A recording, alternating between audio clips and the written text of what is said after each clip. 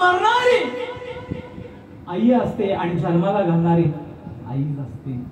तुम्हाला सर्वांना दृष्टांत माहिती आहे. 9 महिने 9 दिवस भरले होते. 9 महिने 9 दिवस भरले होते.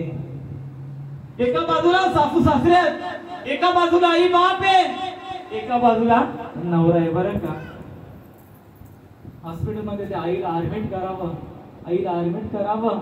ऍडमिट केल्यानंतर दिवस भरले होते, मला जन्माला येणार होता. पण डॉक्टर साहेबांना सांगितलं, ऐकलंय का, मुलाची मान नालीमध्ये, आईच्या नालीमध्ये अडकले, आईच्या नालीमध्ये अडकले. मुलाचे तुकडे तुकडे करावे लागतील.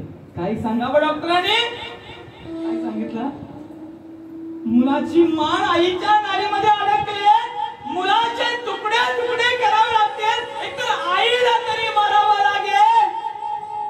काय प्रसंग समोर आलाय, काय प्रसंग समोर आलाय. डॉक्टर साहेब निघाले.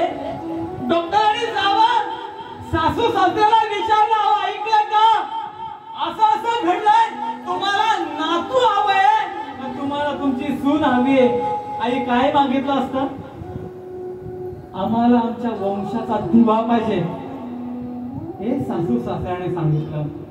पुढे त्या मुलीचे आई बाप होते. आईला विचारलं त्यांच्या, अहो ऐकलं का, असं असं घडलंय, तुम्हाला कोण हवंय, आम्हाला आमची मुलगी हवंय. समोर नवरा उभा होता. नवऱ्याला विचारलं, तुम्हाला कोण हवंय, मला माझी बायको हवी आहे. आता 9 महिने 9 दिवसच्या आईने तर हाताचा पाळणा केला, हातेवर पडले, वेदना देते. त्या आईला विचारलं, आई असा